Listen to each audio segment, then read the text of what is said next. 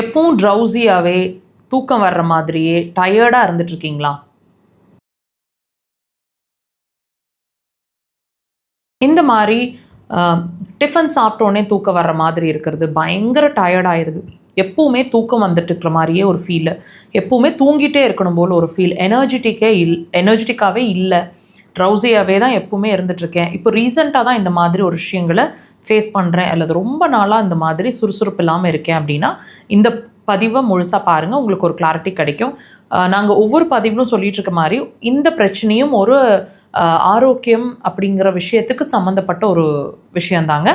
So இந்த அதாவது உங்களோட அந்த ட்ரௌசினஸாக இருக்கட்டும், ரொம்ப தூக்கம் அதிகமாக இருக்கிற ஒரு நிலையாக இருக்கட்டும், இது உள்ளுறுப்புகள் சார்ந்த பிரச்சனையாக இருக்கக்கூடுமா அப்படின்னா எஸ், உங்களோட மண்ணீரல், அடுத்தது இரைப்பை, இந்த 2 விஷயம், அதாவது ஸ்டமக் அண்ட் ஸ்ப்ளீன், 2 விஷயம், 2 உறுப்புகள் சார்ந்த பிரச்சனை இருக்குது அல்லது வரப்போகுது அப்படின்றதுக்கான ஒரு அறிகுறியாக இருக்கக்கூடும். அதாவதுங்க, நல்லா வாட்ச் பண்ணுங்கள். உங்களுக்கு நான் சில சிம்டம்ஸ் சொல்கிறேன், இதோட அந்த உங்களோட ட்ரௌசினஸும் சேர்ந்து இருக்கும், வாட்ச் பண்ணுங்கள். உங்களோட பிரச்சனைகள் அப்படிங்கிறது அதிகமாக இனிப்பு பிடிக்கும், முதல் விஷயம். ஸ்வீட் கிரேவிங்ஸ்ன்ற ஒரு விஷயம் அதிகமாக இருக்கும், நிறைய சாப்பிட்ற மாதிரி இருக்கும். ஒன்று டைம் விட்டு நீங்கள், அதாவது கொஞ்சம் இப்போ தான் கொஞ்சம் சாப்பிட்டோம், மறுபடியும் பசிக்கிற மாதிரி இருக்குது, மறுபடியும் சாப்பிட்டோம், மறுபடியும் பசிக்கிற, இந்த மாதிரி அடிக்கடி பசிக்கிற மாதிரி, உங்களோட குவான்டிட்டி அதிகமாக இருக்கிற மாதிரி, நிறைய சாப்பிட்ற மாதிரி ஒரு உணர்வு இருக்கும். கிரேவிங்ஸ்ன்ற ஒரு விஷயம், இதை சாப்பிட்லாம் அதை சாப்பிட்லான்னு கிரேவிங்ஸ் நிறையா இருக்கிற மாதிரி இருக்கும். அதுக்கு தகுந்த ஆக்டிவிட்டி செய்யணுங்கிற ஒரு இன்ட்ரெஸ்ட் இல்லாத ஒரு நிலை இருக்கும். ட்ரௌசியாக, எப்போவுமே ஒரு மாதிரி லேசியாக வேகியாக இருக்கிற மாதிரி இருக்கும்.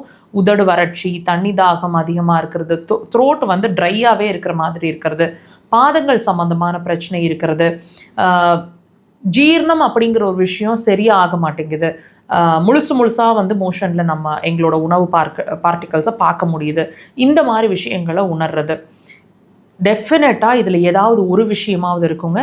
அண்ட் பசிங்கிற ஒரு விஷயம் சுத்தமாகவே இல்லை, நானாக டைமுக்கு சாப்பிட்டுட்ருக்கேன், ப்ரெஷர் ஃப்ளக்சுவேஷன்ஸ் இருக்குது, அடிக்கடி லோ ப்ரெஷர் ஆகிடுற மாதிரி ஒரு உணர்வு இருக்குது, இந்த மாதிரி கண்டிப்பாக ஏதாவது ஒரு விஷயம் இருக்கும். வாட்ச் பண்ணுங்கள். இதுக்கான சிகிச்சையை, அதாவது உங்களோட அந்த ட்ரௌசினஸை போக்கணும், சுறுசுறுப்பாக மாறணும் அப்படின்னா இந்த, அதாவது உள்ளுறுப்புகள் சார்ந்த விஷயங்களை நம்ம ட்ரீட் பண்ணணும். ஸோ ஒவ்வொரு விஷயமே, ஒவ்வொரு உடல் ரீதியான ஒவ்வொரு சிம்டம்மே உள்ள ஒரு வியாதி இருக்கிறதுக்கான ஒரு அறிகுறி அப்படிங்கிறது நீங்கள் தயவுசெய்து அண்டர்ஸ்டாண்ட் பண்ணிக்கோங்க.